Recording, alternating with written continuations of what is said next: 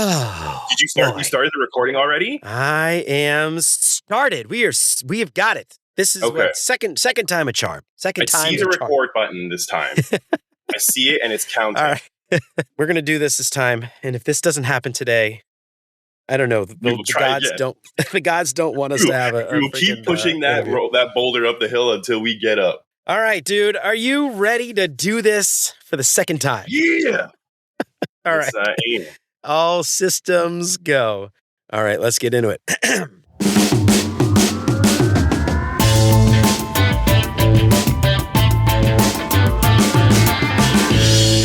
What's up, UX fam? How's your mom and them? Welcome to another episode of Beyond UX Design. I'm Jeremy. If you're new here, welcome. I am super stoked to have you. The Beyond UX Design shop is open. Head on over to beyonduxdesign.com/shop to pick up some big, beautiful art prints of some of my favorite UX and software-related quotes, or pick up some digital downloads and print them yourself. Pick up your paperback copy of Beyond UX Design, Master Your Craft, Beyond Pixels and Prototypes. Get free shipping on all orders over $30, and use the code LISTENER to get 10% off your entire order. Head on over to beyonduxdesign.com/shop to get your print on. This week's episode is brought to you by Jeff White and his UX Storytelling Toolkit. Now, lots of people talk about the importance of storytelling, but Jeff brings actionable clarity to storytelling, and he shows you exactly how to do it. He breaks down different real-world scenarios like how to use storytelling methods to present your work, how to craft a better case study, and how to prep for job interviews. And I love Jeff's approach to storytelling here. It's not your simple once upon a time kind of stuff. And since you're an amazing listener, and I know this course will help you a ton, I'm stoked to get everybody listening a 10% discount if you use the code BeyondUX when you check out. So head on over to beyonduxdesign.com/storytelling and use the code BeyondUX to get 10% off Jeff's course. So learn some incredible techniques to influence your team and advance your UX career. And if you haven't done it already, please consider subscribing to the show wherever you listen to podcasts. And if you are a regular here and you feel like you're getting something out of the show, I would really appreciate you leaving a 5-star review. That would help me out so much more than you can imagine. And as always, thanks so much to Chris, Siraquan, Stacy, Radu, Megan, Andrew, John, Mark, Kevin, Jason, Michelle, Marty, Tino, and Adina for all their support. And if you want to join these fine folks and many others and help keep the show independent and ad-free, you get exclusive access to the entire video library of episodes, including episodes before they're even released. And you can get instant access to the video archives right now for as little as $5 a month.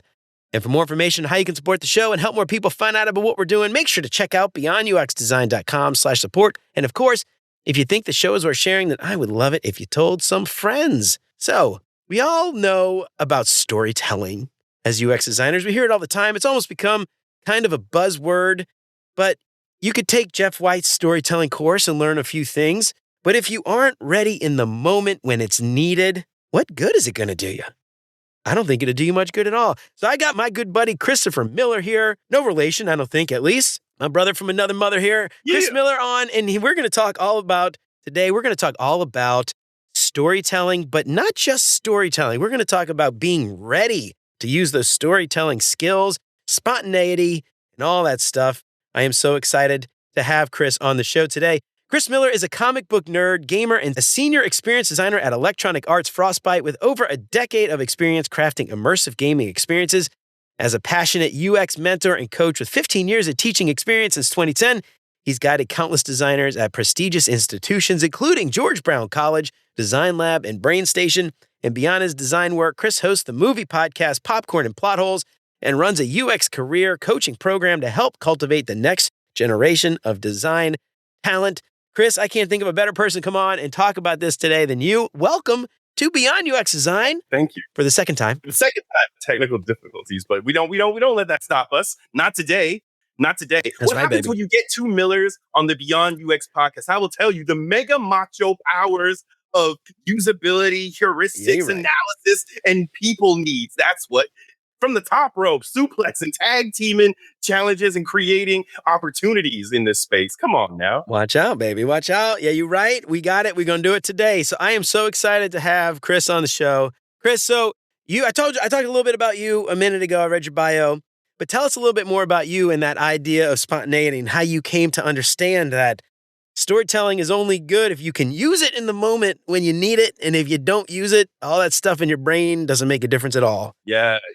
Thank you so much. And ladies and gentlemen, audience, hold space for the powers that be. You hear his buttery voice? He calibrated his microphone effortlessly this morning. Okay, so being somebody who's been like, a career class clown and looking for ways to communicate with people in junior high and high school, and like just a fan of comedy, right? And just the effect of laughter and sharing ideas. I learned from a very, very early age that if you can make people laugh, and I'm not a comedian, but I mean, like, I love comedy and it just comes out. But if you can make people laugh, if you can communicate an idea and you can get people to smile, or you crack a joke and it transmits an idea, it just lands better. And so, for example, if like you're doing user testing or research and you are bringing those insights back to the rest of your colleagues and team, that didn't participate with you, you did that maybe in isolation, separate from the rest, right? And you bring all that back.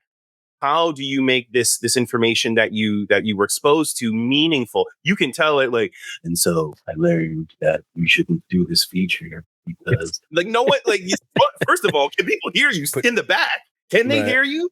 Probably not. But then at the same time, like, listen, I went into this thinking that we had it all figured out. But as soon as I talked to Jerry, Sandra, and Bob, they had a lot to share that I think we need to unpack. And if we don't, I'm concerned that we might be ending up on a path that we can't come back from, or we'll have to pay for somewhere down the line. Those are two clear, different scenarios, the same scenario, but two different types of delivery, right? And then there's just all kinds of stuff like you with intentionality and like you're like, I love Vin Zhang because he talks about our voices being like instruments, right? So packaging, framing, presenting, and sharing of ideas. I mean, it's meant to be a dialogue, not necessarily me yelling at you and trying to make you laugh. I'm not on a stage, but it's meant to be a conversation. So that's my view on that. I love that, dude. And I love that you talk about this too, because, as we talk about storytelling, obviously there's a bunch of different ways to do storytelling, and, comedy is one, humor is one, drama is another.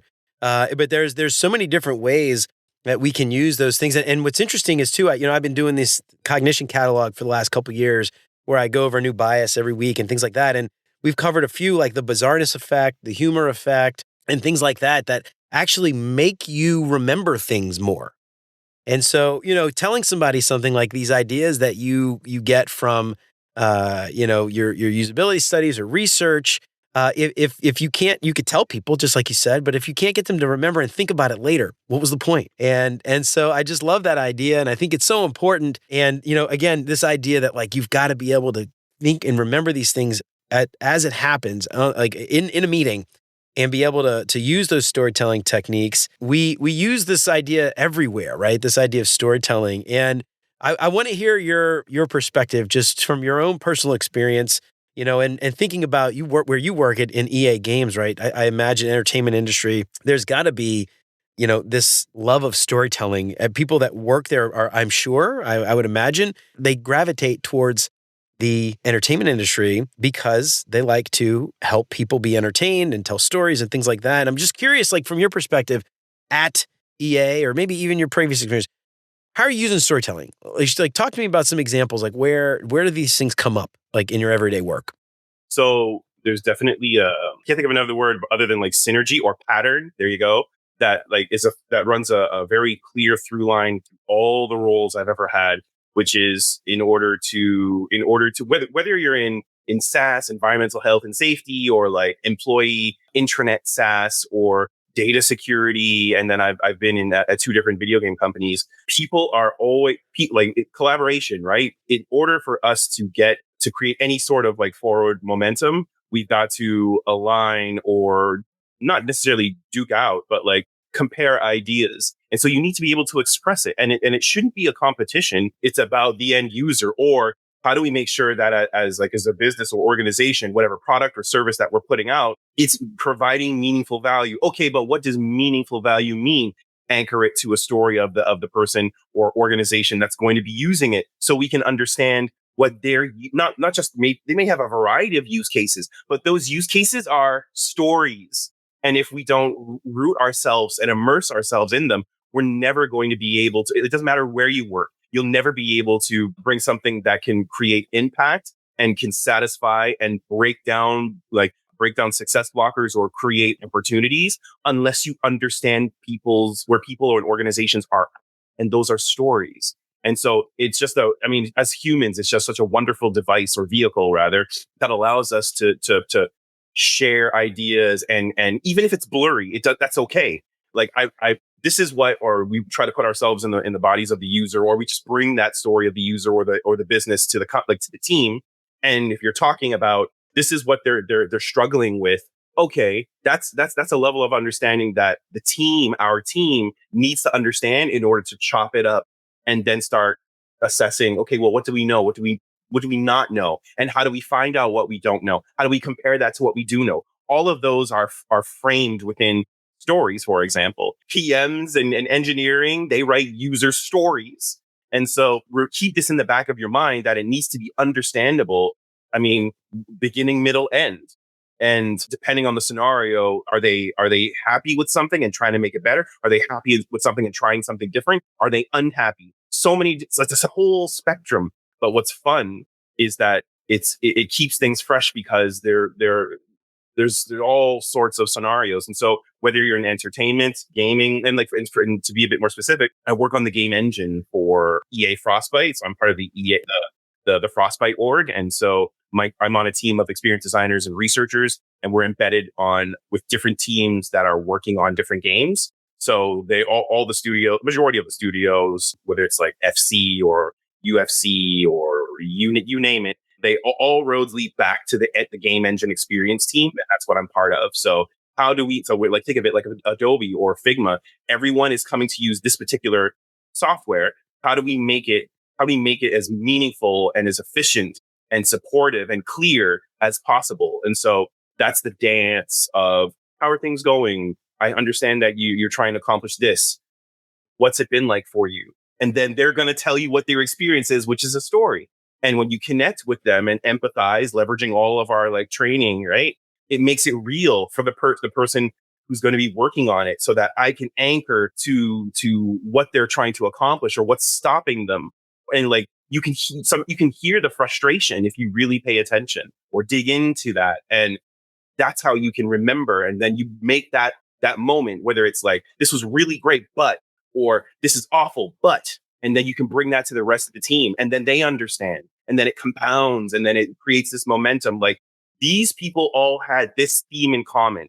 And if we can solve that, it's going to be a different scenario for them, and they're going to be happy. And that is a success story. Yeah, I love that, dude. All right, so thinking about the topic for today, right? We know those things are important, and we could preach as mentors and coaches and teachers and educators. We could preach that all day long to the students and make sure they understand the importance of storytelling. And a lot of them do. Everybody understands. It's become a buzzword. But when it comes time to actually do the thing and convince the team, influence the team, we often fall flat. And I think that's why a lot of people are really struggling with this. So let me ask you this. As a mentor, as an educator working with students, how do you get them to be ready so that on the fly, boom, there's an opportunity? Because a lot of times you could prep for a presentation, but sometimes it's going to be a question on the spot from somebody, an executive, product manager, whatever. Hey, what's up with this thing? Tell me about that thing. What'd you learn in that thing? And you've got to be ready. So how do you get students to that point where they can, on the spot, boom? I love that. I love that question. And so to start simple, it's practice and making sure that you're rooted in, you have to prepare. You've got to know the scenarios and be able to, because I've done town hall presentations every quarter to update the different departments that were working on had visibility and previous collaboration with the thing that I was working on. This was Unity Technologies. And I distinctly remember my favorite town hall I was presenting it. I was sick actually. And, fortunately we had prep, pre-show with my senior technical product manager. And we're and I didn't tell him, I decided that I'm going to represent the experience design team. I'm going. And so I knew the story. We already had our deck. We already figured out how the flow is going to go. Right. So there's that table stakes. I know what I'm talking about. I know what my teammate is talking about. And then, I've been immersed on that project. And so there's this lovely dynamic of, to your point, what happens, or I'll go back a bit. There's standard preparation. then you go in, you present, you go through the slides and so on, and then you get curveball questions or just questions that you didn't think of. And it's okay because there's a variety of ways that it can play out. One, I don't know, which you probably want to keep that in your back pocket. But like you could frame it like, that's a really good question. Let me take that back and I'll be happy to like, to ping you and follow up async. If you actually need to, whether you blank on the spot or if you honestly don't have that answer, it's okay to not know because we're not omniscient, right? So first of all, just like accepting that it can happen, but I'm going to put that in my back pocket. And then if they ask you a question and that you weren't prepared for, like, that's a really good question. You're buying time. Let's really think about that for a moment, because there's something in our study that I think could correlate and help clarify what you're curious about. So are you saying that you wanted to know why we went this way instead of that way? Sometimes not paraphrasing, but making sure that you understand their question. If you understand it right away, great. But at the same time, making sure that you understand the question, go for it. And then this buys you time. And being okay with silence is also a lever, a tool, a mechanism. Being okay with it. It works in interviews too. And being all right with it. And then there you go. Okay, so we learned in study that back in January that 40% of our testers had this to share. And so you just be transparent. All it is sharing what you know. And if you don't know, everything is figure outable. And if you can't figure it out on the spot, that's okay. And then what happens after that is really up to the culture and team that you're working on. But based on the cadence of the meetings, right? Like if it's a town hall, you need to make sure that you've done your due diligence and you are immersed in your homework. But at the same time, it's okay to take down questions during. And generally, it depends. Again, different teams handle town halls and presentations differently. Like I've done live demo walkthroughs with like VP of product and a variety and the CTO and then some managers and so on, right? And some things are open to conversation, but town hall presentations usually have like, well, the ones I've been to, usually have like the presentation and then sometimes Q&A, or sometimes depending on timing, it's just the presentation, and then send us all your questions and we will answer them post, like after the broadcast or the call itself. So all that to say, variables, but if you know, share. And if you're not certain, collect the question and address it afterwards. And at the same time, be okay with taking a moment to think about it. It also gives your audience a chance to absorb what you just said, and maybe they're thinking about the question too. No one wants to see you fail. Like, you're all a team, and so sharing and being as transparent as possible, it's something that you can feel, and that other people can hopefully feel as well. So I've relied on that, and it's helped me immensely. Yeah, I love that. You mentioned a couple of things I think is worth just highlighting and calling out. Taking a pause, right? Now, there's something that's really interesting about storytelling. We talked a little bit ago about delivery. Delivery is very important. And I don't know if you've ever read this book, but it's one of my favorite books. And I need to get this woman on. It's got nothing to do with UX design, but it's all about presenting yourself. It's called Cues by Vanessa Van Edwards. Have you read that book? Is it Vanessa? Vanessa Van Edwards, yeah. Yeah, she's awesome. Yeah, she's great, dude. So her book is amazing, but a couple of things. The book is all about small signals, incredible impact, master the secret language of charismatic communication. And I love this book because thinking about, storytelling, what you're going to say is one part, right? How you deliver it is the other part. And both together, it's like the UX and UI, I guess, of presentations. But you got to have both. And so she talks a lot about just posture and breathing and stopping for a second just to take a breath, especially when you're nervous. Because a lot of times, especially juniors, mid-level, seniors, maybe even people all the way up to executive, a lot of people do not like talking in front of people. They don't like being center of attention, right? Introverts especially, right? And so taking that second to just take a breath and sort of sit up straight and just take that second to think. And it changes, because I do this a lot, like in meetings and stuff, I will try to just like have the answer and just I hate silence, right? So I'm just like talking. And then I run out of breath. And then I get like this weird sort of like feeling in my chest because I'm out of breath and I'm trying to talk. And then like I sound, you know what I mean? So like having that second to just take a second, pause, breathe, sit up straight.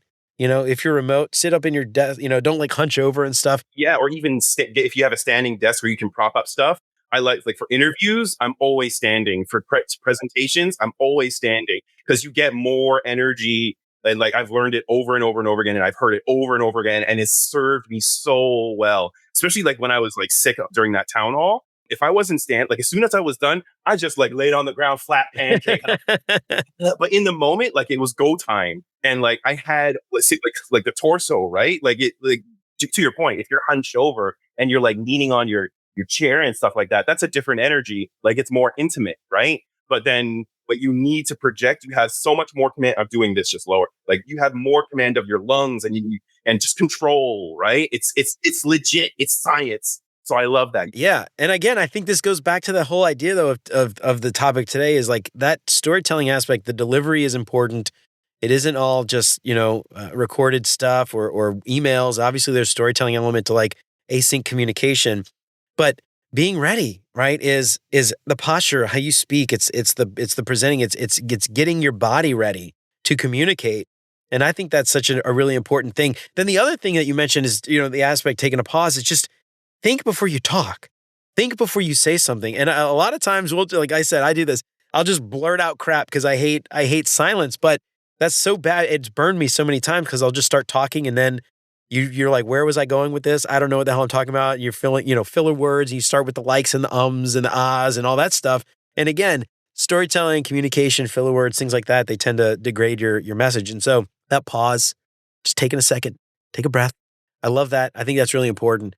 There's also this thing that I've noticed about myself, especially like again, like if we're thinking about preparation for presentations and so on, or just trying to formulate, like I learned stuff and now I'm getting ready to share it. Writing it down, it forces me to slow down. And I don't do it all the time, but when I find that I have like a lot of stuff going on or a lot of information, trying to push out this one thing has been immense for me because I'm bound. Like I could type, you could type it out, sure, but something about rooting it into like this pencil, this instrument or whatever, it's forcing me to go word by word, letter by letter. And even if I'm not thinking about it, it's now a physical thing. And then I have this one idea or however many points. And then I found it's now out of my head. It's almost similar to like when we whiteboard or like post-it notes. Once it's out of your head, you can think about it strategically. And it's no longer this dam of ideas and words waiting to get cracked and just like spew out like a fire hose or whatever. It's giving me this degree of control. And then the other thing I'll quickly say is something that I love to call verbal cardio. And I can't coin that term because it calls back to Tony Baker's comedy podcast, but it makes so much sense. Verbal cardio in interviews and storytelling, mind-mouth connection, talking about hearing yourself, like whatever your stories are, whether it's about yourself in an interview or just like what you're going to share, the practice of you hearing yourself tell that story over and over or going through it, it calms you. It's been amazing for me. It's calmed me so much to the point where like, some of my best interviews and presentations were when I got so comfortable, not memorizing. I got so comfortable and I knew the story in my bones that by the time I got there, it freed me up to pay attention to other things. Like you, for example, the rest of the audience and people in the call are, I'm now reading the room because it's part of me. I know the story. It's like my favorite birthday present or whatever. I can call it, right? And I can call the other scenarios up. And now I can pay attention. See, I'm reading you and you're listening and your body posture is changing and I'm clocking it and you're smiling and your eyes are connected, right? So like it frees you up. So that's another thing. I love that, man. Yeah. And you mentioned taking notes and writing things down. This is another thing that I think is really important for us, like especially in meetings. This has been my challenge ever since I was a kid. I've got ADHD. And so I will just blurt out crap because I'm like, I can't forget. I got so many things in my head. And what I found is writing things down keeps me engaged because it doesn't force me to remember what I was going to say. And so I'll write that down. And then in the example you mentioned earlier, people will ask you questions and stuff. I'll write down the question, or key points or, what about blah, blah, blah, whatever it is, just a short little note to just sort of help me come back to that as I'm like talking. I kind of look back at my notes and I'm like, oh, this is what they said. I'm going too far off script or I'm going on a tangent that wasn't addressing their question. Because how many times do we be like, what was your question again? Did I answer your question? I can't remember what your question was. But, and I still do that. I'm guilty, but I've always got a pen with me. I've always got notes, and I'm always like writing stuff down. And I think that's really important because, again, like the aspect of story, there you go. Look at that. That's a long notebook, man. Oh no, it's just an open. Oh, it's folded. Okay, I thought that was like just like I'm writing tickets. Like, you said at 11:40 a.m., Jerry, that it was not in scope. Let me tell you, yeah, you got to consider it. I got it right here. I love it, dude. Writing a ticket. I'm writing UX tickets. I love that. I want a notebook like that. That's really cool. See, I wrote it down. So I remember I can come back now. But thinking about that and writing that down, it keeps you from going completely off script. And again, storytelling, right? It's staying on message. It's not always about once upon a time. We talk about story once upon a time, but it's really staying on message. And when you go off on a tangent and someone asks you a question or you're trying to talk about something and it has nothing to do with the thing that they were there to talk about, you've lost them. And so, writing that down, using those tools, it's helped me immensely. I mean, dude, invest in a nice pen that you like want to take with you everywhere, or invest in a nice notebook. Going to stationery. Like, if I could move my camera right now, like my stationary cart and wall is over there. My brother and sister-in-law got me this from Japan. They nice, that's all they got for me. They just got me these, and I was like, oh my God. I love it, dude. That's so cool. But yeah, so anyway, I love the idea of writing things down. That's such a smart way to do it. I want to talk about, again, this idea of being ready. And I can't remember if you mentioned this earlier or if this was the last time we were trying to record or other times we've talked. You've taken improv and you've done improv and things like that, taken improv classes. And I'm curious, improv, we've talked with Yadi Arroyo not long ago about the value of improv to UX design and things like that. But I'm just curious, this idea of storytelling, is that something you recommend people do? Improv, you feel like improv has helped you to just sort of think on your feet, be ready when the time comes to sort of yes and everything. I'm curious how you feel about improv and as it relates to storytelling here and being ready more specifically. Has that helped you? It opened up a universe for me to, like, not only as just like a fun, stream of expression and like me wanting to be like my heroes from like Mad TV and SNL and Kids in the Hall. I'm Canadian. So, and SCTV, Eugene Levy and the greats, John Candy and Joe Flaherty. Listen, hopping into it's almost like a jam session, right? And this idea of like, this is the idea, make it happen. That's just an improv, and the yes and dynamic is supportive, collaborative. And so that parallel being sort of cloned into the way of working on like some of my favorite design teams or engineering product team, like collaboration trifectas, have incorporated this yes and. Generally, like it's very, very rare where, as a matter of fact, I don't think I've ever worked in a place where a teammate is like, absolutely not. It's always been, okay, tell me more, or okay, like we need to do some discovery or understand this better. It's never been shut down. And so I've seen that echo into a lot of like teams I've been on. But for me, sort of taking this, and I'm not like a master level improv person, is just so much fun that it's kind of how I enjoy this idea of dynamic collaboration on the teams that I'm on, when everyone's pointed in the same direction, even if we're not, and we have different ideas, whether they can connect. It's just like, it just opens up so many pathways of possibility and being open to it. And then going down the road, like trying to stay on the rails in this direction, going off the rails, but being okay with it. Some people are not comfortable with that. And so to your point of like, has it been helpful? Immensely, because it not only, especially as a teenager, it helped bring me out of my shell to reveal this Kraken level designer waiting in my subconscious to be like, yes, let us talk about it. Yes, let's talk. Like guess what I learned. And then just doing this with people gives me energy. And I feel like I'm sort of a hybrid extrovert introvert. And I don't think it's something that especially like with the people that I coach and students over the years, I try to impress this idea on, you don't need to be like me. I think it's just important that you find your method of communication, what your flow state of communication is. I'm not trying to get you to model me, so to speak. I just want for you to feel comfortable and practice sharing your ideas and not being afraid of being silly. Example, like, I'm curious what you thought about about the book I'm seeing over there. I'm curious, what was it like for you to try to like, did you assemble those model cars? What was that experience like? I don't have the answer, but being unafraid to ask a question is what brings people together. And more often than not, people like to share about themselves or share what their experience was like. So for me, it's boosted my confidence. I don't know, man, like if I was to like, if we were to open up a time window to like my kid self, and like you could see what he was like. He was hyper, but he doubted himself, and that was something that I owe everything to about improv, because it was a playground where everyone had to play together and to create this moment or this scene. And that was modeled by like the different TV shows, sketch TV shows, Chappelle Show, and so on. Model like ideas can have impact when you do things together. And for me, that just gives me so much energy. And then when people vibe, and whether it's idea or if it's not going to be, feasible, that's okay, because we're figuring it out together. So improv has been wonderful, wonderful for me. And it echoes in like, in the podcast that I do with my buddies as well.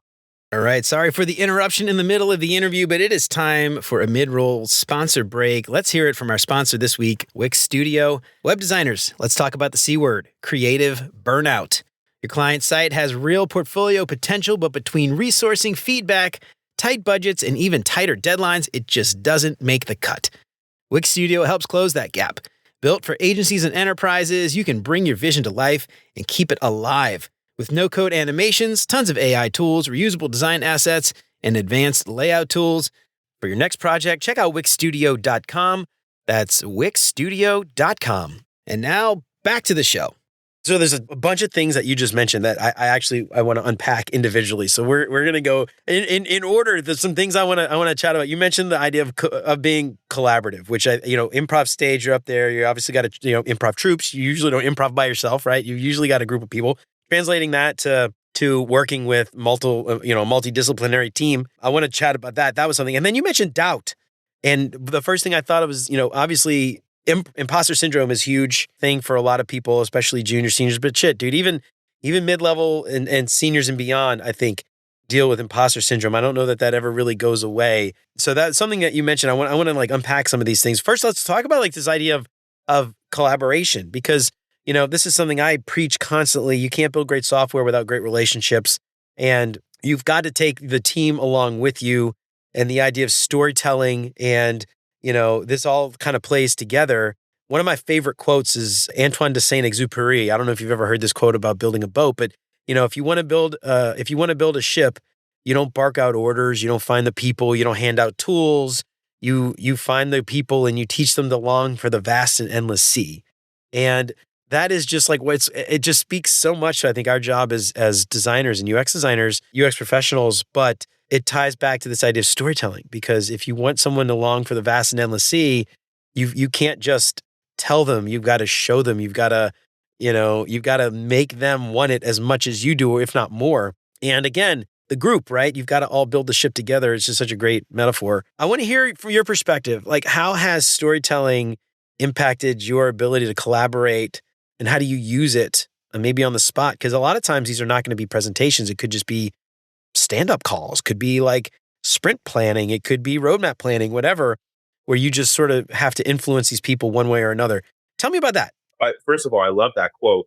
And your question reminds me of a time when my UX researcher and we were doing like buddy system on this project. And so she had done interviews, she had synthesized. I had some core ideas that we were like jamming and working together. And then we needed to bring it back to the rest of engineering.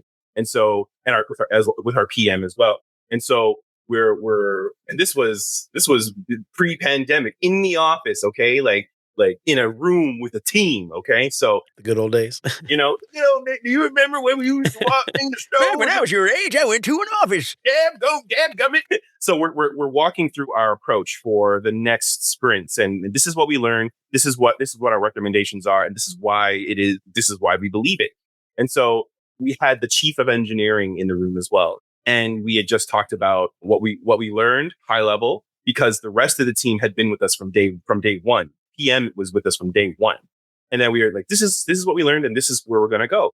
Questions, like, we're very excited. And then the chief sitting in the back, and he's like, he wasn't a mean guy, just checking this out. looking, eyeballing me, and then he's like, "This is not gonna work." Inside, like, I'm standing at like the whiteboard, and like I'm just like inside, I'm like, and he's like, "This is not gonna work." And inside, I was like, time slowed down, okay, and all I could squeak out was, "Why do you think that?" And inside, I was trembling. This was my second UX job, trembling, and then he's like, "It's not gonna work," and I was like. But then it felt like a pattern, like he has to set the same thing again. It wasn't different. And I was like, okay, I want to hear where you're coming from. Tell me more. And like, tell me more, as opposed to tell me more. And tell me more. Because at this point I was like, okay, I've got some time back now. Let me try again.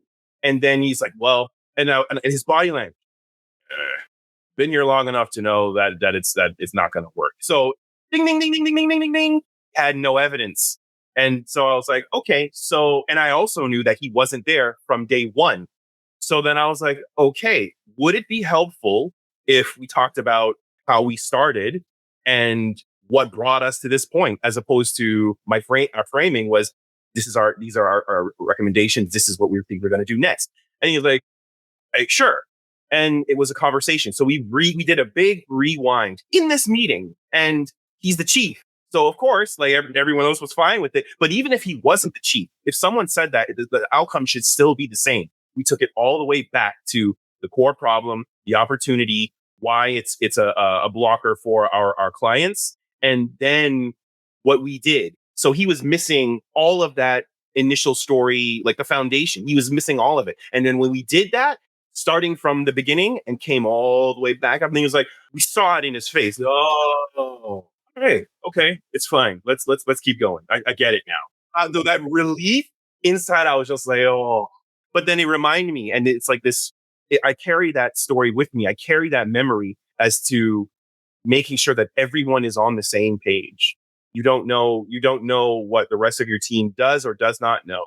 If they've been in the same meetings with you. If someone is new, it's important to make sure that everyone has the same framing, same understanding, is on the same page. Otherwise, you can lose people or you can get challenged when you least expect it. So it's so important to make sure that everyone has a shared understanding. And I learned that it wasn't the hard way. It was a moment. It was scary when I was starting out, but at the same time, we turned it into a conversation. I asked, I almost got the 5 whys out, but that's what it all was.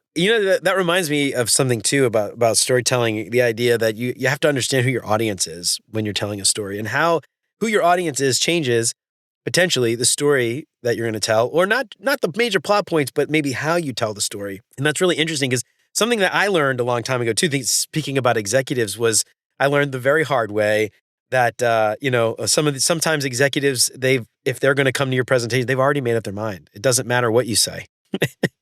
And so, that's something like I learned a long time ago too, is, it doesn't matter how good of a storyteller you are. Sometimes it's not even worth the effort, because someone has already made a decision. And understanding who your audience is, right? And doing your homework before you go and actually present to somebody. Understand, who's going to be there. If you've never presented them before, you probably know people who have worked with them, who have presented to them. What kind of things do they like? What kind of things resonates with them? Are they really into data or not? Are they really into visuals or not? Or if you put more text on a screen, is it going to distract them from the message and you talking? That changes how you put the presentation together. And that all comes back again to that idea of collaboration, though. And, it's not always like your job to do all of this to present that thing. You could do that with the team. You could do that with your colleagues. You could use, allies to maybe prep that person before they get in the call. So in the case of, you had the chief, the CTO, I guess, whoever it was, having somebody explain beforehand, maybe the background before you even got in the meeting, or sending them some kind of deck or some kind of information before, that kind of stuff. Knowing that ahead of time, that's another like really critical thing. I just think about this idea of collaboration. It's not always like collaborating to tell the story. Sometimes it's using your team to understand how to tell the story to the right people at the right time, right? And so that's something, again, being prepared. A lot of junior designers I've seen, a lot of junior people in general, they'll just put a deck together, hope for the best. No idea who's going to be there, no idea how to put that deck together. Not long ago for a client, I had to put together a deck for the CEO. And so I went around to a few other people who have been working in this company for a long time, who have presented the CEO. What kind of things are they into? What do they like, And I found, ahead of time, don't do this, don't do that. He really likes this. He hates this. Don't use this word, Don't say allow, say enable, because they don't like the idea of like, we allow our users. No, you enable the users to do a thing. So that kind of stuff, it triggers them. And so you say allow, it doesn't matter how great your presentation is. You say the word allow, it's going to throw everything off, right? And so that's, I think, a really great example. I love that. All right. The other thing I want to talk about, doubt, self-doubt, imposter syndrome. You mentioned how young Chris, a lot of doubt. I assume improv, things like that kind of helped you to be a little bit more confident, I guess is the word I'm thinking of. I don't know why I couldn't think of that word. How do you feel like that idea of storytelling, how has that helped you with imposter syndrome or self-doubt? Maybe you didn't say imposter syndrome. I'm putting those words in your mouth. But what about storytelling? What about like maybe improv more specifically has helped you to overcome some of those things? Improv, for example, the thing that I learned very early on was like when I nailed an idea in like whether like I had the moment, almost like, passing the baton, or like I've got the football for the moment or whatever. When I was able to land that idea, or whether it was funny or progress the story, when I saw, or I could feel the rest of our classmates or the improv class resonate with it, you can see and hear it. That was like I'm on track, and that did something for my confidence. And that translates over into like the team dynamic, where whether it's an interview or you're on a project, and whether it's a new project or moving forward, that's the body language that I listen and look for, like the nodding of the heads, and whether they're smiling or not, it's the cues. Like when you see people at ease, or if you see them thinking, and they're not agitated, or even if they are agitated, you can still pay attention to that. But it's the certain tells that humans usually have that help me understand, okay, they're understanding where I'm coming from. They're understanding what I'm trying to communicate. And I feel like I can continue, or I feel like I can check in with them, because I've now reached a point in this story or idea that I might need to check in and like get their feedback. I'm curious. So now that I've explained this, and this, what do you think? Or like after I presented something, depending on the numbers or whatever, I'm like, just checking in, like, any questions? Does that make sense? I mean, it works in twofold, gives you a chance to take a break, however minute, drink water or whatever. But at the same time, it's not overload audience. And so for doubt, like, it's paying attention, being intentional, and these micro benefits to checking in with your audience or observing the audience or your teammates. I find it to be kind in both ways. You give yourself a moment and you give them an opportunity. So there's that. Yeah, that's the first thing that comes to mind. I feel like there might be more, but I just want to check in with you. Did that answer the question? I'm not trying to model, but I see what you're doing there. Yeah, no, that does answer the question. And I think, again, a lot of times, like, we've got this self-doubt, imposter syndrome, call it whatever you want. And a lot of times it happens because we haven't actually done the thing yet. We just feel like we aren't there. But what you just said, I think, helps explain kind of a lot of how to get through that. Is you face it, you succeed, and then you realized, I did it. Now, the interesting thing with imposter syndrome, though, is a little bit different than self-doubt, because you might succeed and then think, wow, I like tricked them, or I fooled them into thinking that I know what I'm talking about, but I really feel like I don't. You never mentioned imposter syndrome. You mentioned the self-doubt. So like, it's a little different. I don't know if you have any thoughts about imposter syndrome specifically, but like that idea of doubt, like you could do it and then it's successful. And so now you don't doubt yourself anymore. The weird thing with imposter syndrome is even if you're successful, you still feel like an imposter. I don't know if you have anything to add to that as it relates to imposter syndrome specifically. But I mean, dude, I've been doing this for a long time. I still feel like a freaking imposter when it comes to, like, I don't know, doing YouTube videos or podcasts or interviewing people. I'm like, I don't know what the fuck I'm doing, man. I just show up and talk. Like, someday someone's going to figure me out that, like, I wait till the last minute and I'm like, I don't have my stuff together. And then you make gems like this. You make fire conversations and experiences for your audience. and subscribers like this, son. Yeah, you're right. Yeah. Yeah. Sign up $5 a month, wherever you get your podcast. But yeah, so I don't know if you have anything to add to that about imposter syndrome specifically, but yeah, it's just sort of one of the things I think about the differences between self-doubt and imposter syndrome. And sometimes it's hard to get past that, man. Yeah, you're absolutely right. And different people have different approaches, or I mean, it can be scary. And it reminds me of my first UX job. Like I put all the work in, I pounded the pavement, interviews, and then, you know, I mean, the nerves are always there. For me, I'm only speaking from experience. In any interview I've ever done, the nerves are always there, but it's the amount of preparation that helps to turn the volume down on that.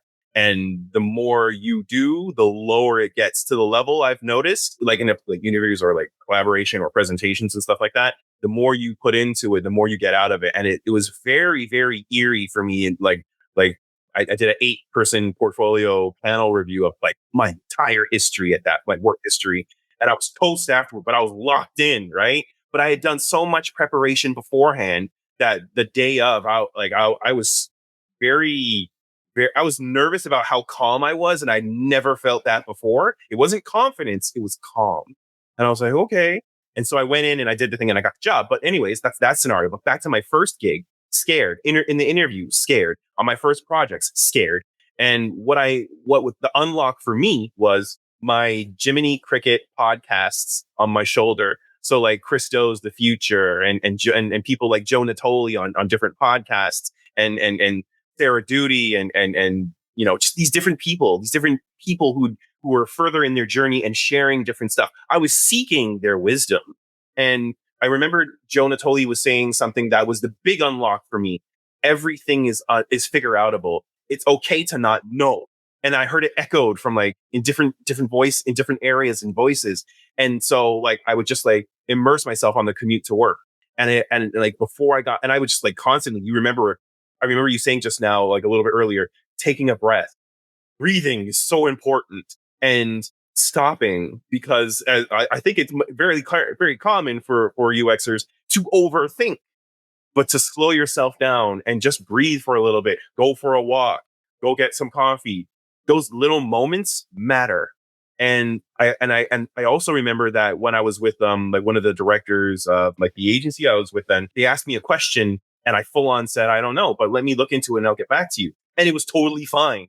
And I was like, wait a minute, did I just pull the wool over their eyes? No, because I was open enough to tell them that I didn't know something. And it's so important to know that we cannot know everything, but you can do your due diligence and find something and bring it back to the team, because you're part of a team. You have a role to play, but you are still part of a team. And I was part of a good team. And that's what also was really cool about being able to bounce ideas in unknown spaces with different clients before we went to go do pitches. And when we came back from them, did we understand this right? Bouncing it back and forth, because we were all experiencing this thing together. And then you prepare together, and then you win or lose together.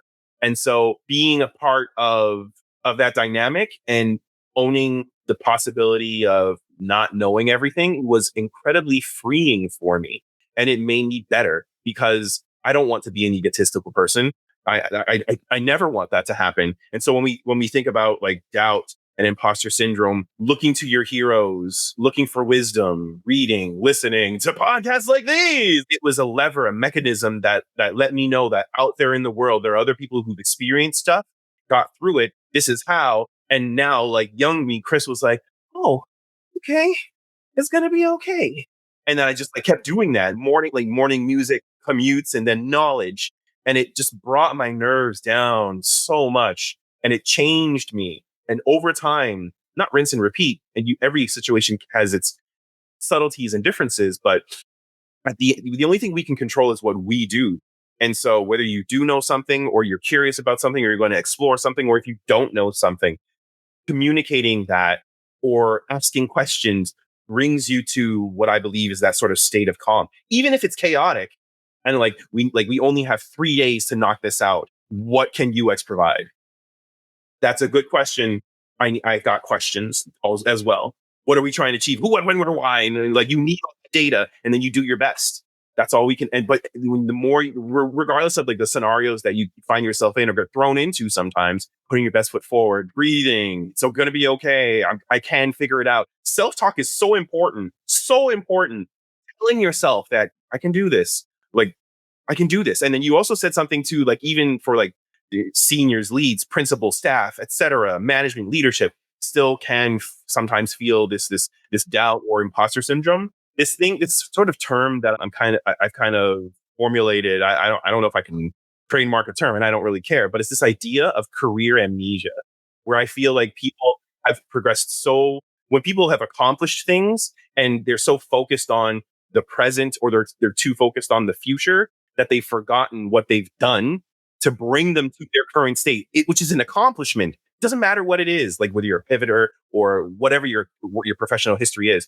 I found from colleagues and people in my network and so on, that this thing happens where they're like, am I even a designer? Am I even, and when I hear it's kind of shocking for me. And then I'm like, look at your LinkedIn. Look at, you just told me all of these things you've done, or all of these different companies you've done work with. It doesn't matter if they're part of the FANG tier. You've done stuff, or whether you're about to enter UX or whatever. It was a journey for you to acquire this knowledge, to make the decision and get to this point. That's an accomplishment. This is life. And people sell themselves short when they're sitting on all this capability and willpower to get them from where they were to where they are, which will help get them to where they want to go. Career amnesia. It's no joke. Yeah, I love that, dude. You should put it on a mug. That's how you could trademark it. Put it on a mug. You can't. I demand the rights to that concept because it's on this here Tumblr. It's on this here Tumblr, Jack, Your Honor. I love it, dude. You know, like I don't know what the rules are in Canada. Down in the States. So I got to slap a little TM on it, man. You know? All right, dude. Well, I love it, man. This has been an amazing conversation. I got a few questions to ask all my guests to help our listeners get to know our guests a little bit better. But before we do that, any closing thoughts?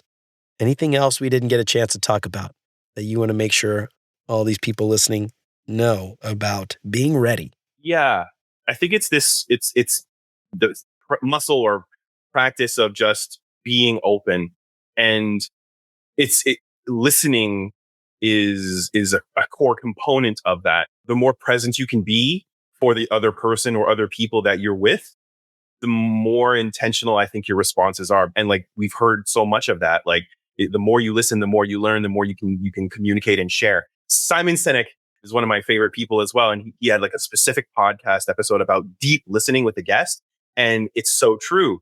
And like we have 2 years for a reason. And so the better you can listen, the more you can anchor yourself in the present with the people that you're with, you're going to do so much better than wait. As soon as you hear the person start to unpack a topic and you're on your tiptoes and you're waiting to hop in, kind of like get tagged in and stuff like that. Slow down, just hear them out, like write your thought maybe.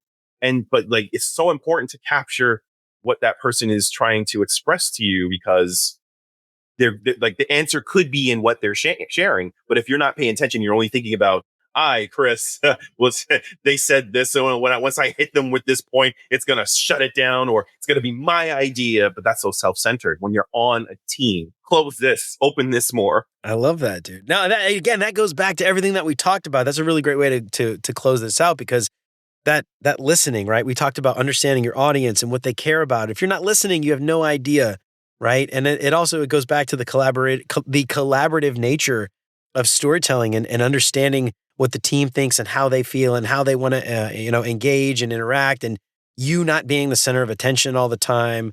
And, like I said, that's been one of my challenges from early on in my life, having ADHD, always wanting to kind of blurt things out and interrupting people, and trying to take a step back and listening, in meetings. And even, I think this is maybe an opportunity to listen and also observe who's not speaking in the room, to say, Jane, I don't know, you haven't talked. Is there anything, maybe not putting them on the spot, but, maybe opening it up. So like give the rest of the room a chance to speak before you speak. And all of that, again, goes back to that idea of storytelling and influence and getting the team on board to whatever decision that they might not be 100% on board with. I love it, man.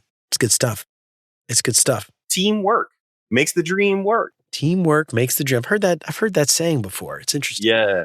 All right, Chris, I have got 5 silly little questions that I like to ask all my guests to help our listeners get to know our guests a little bit better. First thing that comes to your mind, you don't have to think too hard about it. First up, what is your favorite non-design book? I immediately looked over to my shelf, and I'll tell you, it's a graphic novel. It's Chip Zdarsky's Batman: The Night. It's called like that arc is called The Night, and like it's the origin story before the origin of like after he goes on the journey, when he goes on his like warrior's journey to amass all the skills that he's going to need. Beautifully illustrated. And I have the hardcover. Like, I'm so tempted to get out of my seat, but I will not. It is Chip Zdarsky's The Night, and it has this beautiful, beautiful like quarter-inch of Bruce Wayne here, and the rest is just covered in shadow, but it's Batman. It's my favorite Batman story. I love that. I don't think I'm familiar. Is that he go off somewhere to learn martial arts, I guess? Everything, like stealth, detective skills, fighting, even the concept of like indomitable will to go beyond like stamina, mental and physical and stuff like that. I love it. It was just really, really good. I love that, dude. I don't think I didn't even think that I realized that story existed. Yeah, it came out 1 or 2 years ago. Right on. All right, man. I think my son might actually dig that. I'm gonna check that out. Is it appropriate for kids? Probably not. It's probably not appropriate. How old is he? 9. He might be okay if you check in. If you go through it a little bit, and I think check it out in the store before you buy. Yeah. Well, I'll save it at your local comic book shop. Yeah, hell yeah, dude. All right. Next up, what is your favorite non-design podcast? As a podcaster, do you listen to a lot of podcasts? When I can make time for them, yes, I do. Diary of a CEO is one, and then Simon Sinek's podcast. I love Simon Sinek's podcast. Yeah, Diary of a CEO. I've bookmarked that one, and I don't think I've actually started it yet. Yeah, and like that's okay. I save it for long journeys, and non-design. You said non-design, so I'll leave it at that. Yeah. I've talked to a lot of people who do podcasts who actually don't listen to a lot of podcasts because they're in it. But yeah, I don't know. I listen to a lot of podcasts when I'm washing dishes and things like that. That's like my podcast time, you know? Yeah. But I'm into like the like UFO podcasts and like history podcasts. So it's like what I listen to. All right. Next up, what is your favorite meal? This could be something you've cooked, something you had at a restaurant, travel somewhere, or something your grandma used to cook. I got 2 answers. Yeah. One is just like lasagna.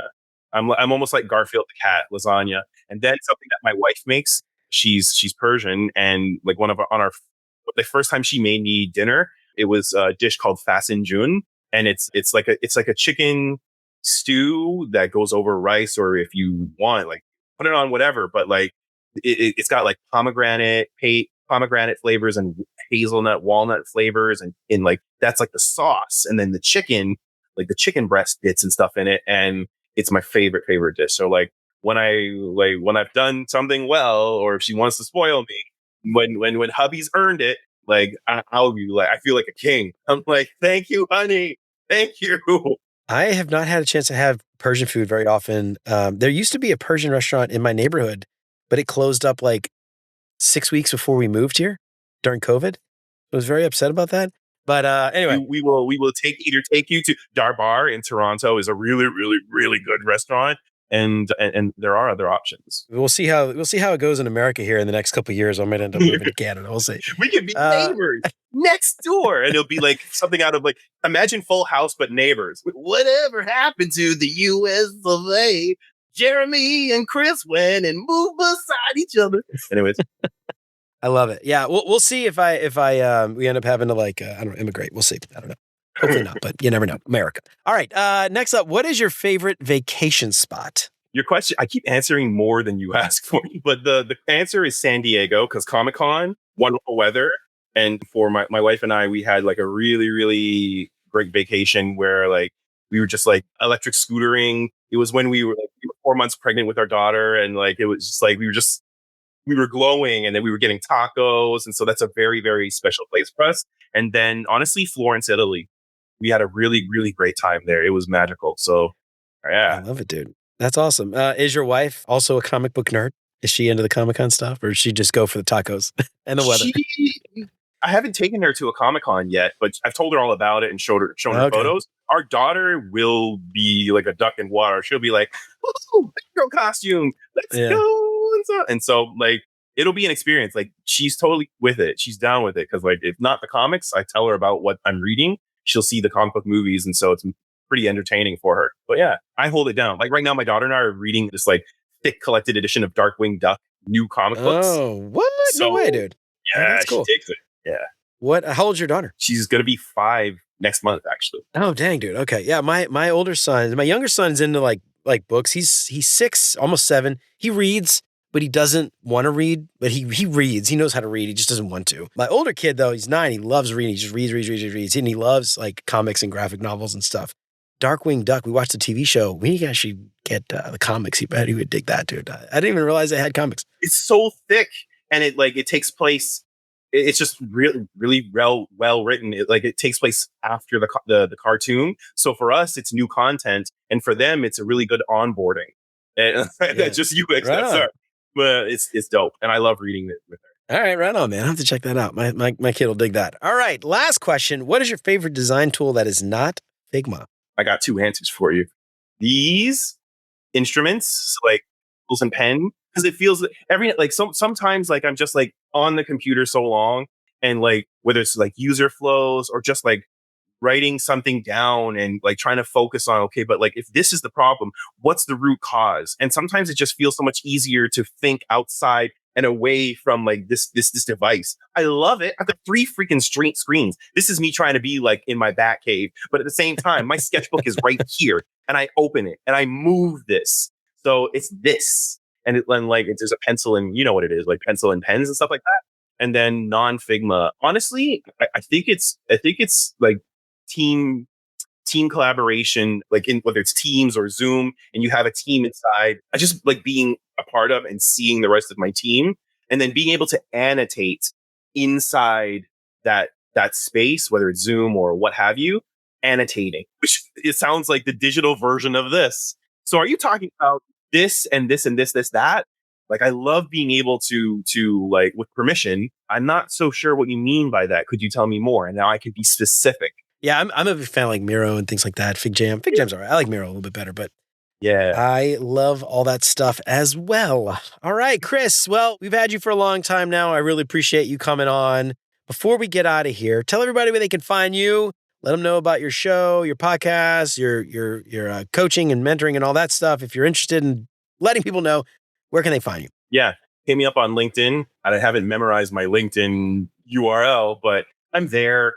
My door is open. And so like, yeah, LinkedIn is the primary. And then as far as like my career coaching, yeah, just DM me and we can talk about how I might be able to help.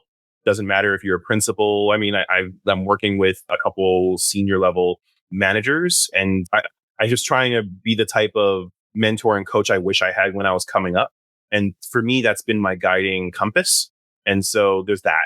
And then with the podcast, it's me and 3 other nerds. Imagine we just went to saw a movie, and then we went to the bar or restaurant, and we're talking about the movie. So it's called Popcorn and Plot Holes. We've done over 100 episodes. Like, if you think about it in Pokemon terms, our first version, which was called You're Wrong, that was like our Squirtle. And now we're in Ward Portal phase. So that was the previous. Now this is this one.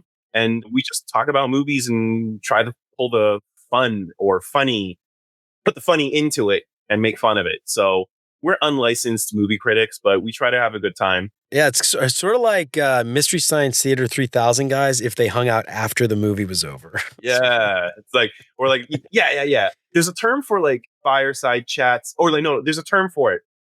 Like at movie screenings, sort of like at film festivals, after the movie's been shown, then they had the people who made it, like the cast and crew, the directors or whatever, on the stage talking about. There's a term for that. That's what we do, but it's not a fireside chat. I love it, dude. All right, and what's the URL for that one again? Popcorn and Plot Holes. We're available on all podcast channels. Watch this blow us up. We have no listeners, and this has been Check so. We've been like safely been just doing our thing, and they're like, wait a minute. Oh no, we got to start paying attention. When it turns into a job, then it's not fun anymore. So keep it light, dude. All right, Chris, this has been amazing. I am so excited to have you on to come and talk about this today. I think this is such an important topic. Storytelling, obviously, it's important. The skills there, but if you aren't ready to use it in the moment, it just ain't gonna do you no good. This has been an amazing conversation, Chris. I really appreciate it. Thanks for coming on, man. Thank you for having me. I had so much fun. Well, all right, y'all, that's it for Chris and me for today. I hope we helped to shed a little bit of light on why it's so important to be ready. Otherwise, those storytelling skills you've worked so hard to master won't matter one bit. But I'm curious, do you have any good on-the-fly storytelling success stories? Or maybe some tragic on-the-fly storytelling fails? I'd love to hear about it. Let me know what you think on LinkedIn or shoot me an email at hello@beyonduxdesign.com. I'd love to hear from you. If you like what you heard today, don't forget to subscribe wherever you listen to podcasts. And if you feel like you're getting something out of the show, I would love it if you left a 5-star review. That would help me out so much more than you know. And if you know somebody who might find any of this stuff useful, then why don't you tell them about it? That would be fantastic. Don't forget to check out the Beyond UX Design shop. Head on over to beyonduxdesign.com/shop to pick up some big, beautiful UX-themed art prints and digital downloads that you can print yourself. Grab your paperback copy of Beyond UX Design, master your craft beyond pixels and prototypes. Get free shipping on all orders over $30 and use the code LISTENER to get 10% off your entire order. Head on over to beyonduxdesign.com/shop to get your print on. Do yourself a favor and head on over to beyonduxdesign.com/storytelling and use the promo code BeyondUX at checkout to get 10% off Jeff's storytelling course to learn some super valuable ways to influence your team and advance your UX career. Remember to sign up for the newsletter and check out all the past episodes along with all the show notes at beyonduxdesign.com. I hope you keep coming back for more great UX tips from Beyond UX Design. And until next time, remember, you're more than a designer because there's more to UX and design. I'll see you around. Take care, y'all.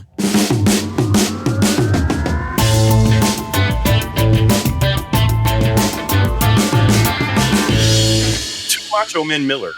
What happens when you get two macho men in the podcast? Funny you mentioned Macho Man Randy Savage. I have a impersonation that I like to do of a French Macho Man Randy Savage. Would you like to hear it, Chris? Yeah.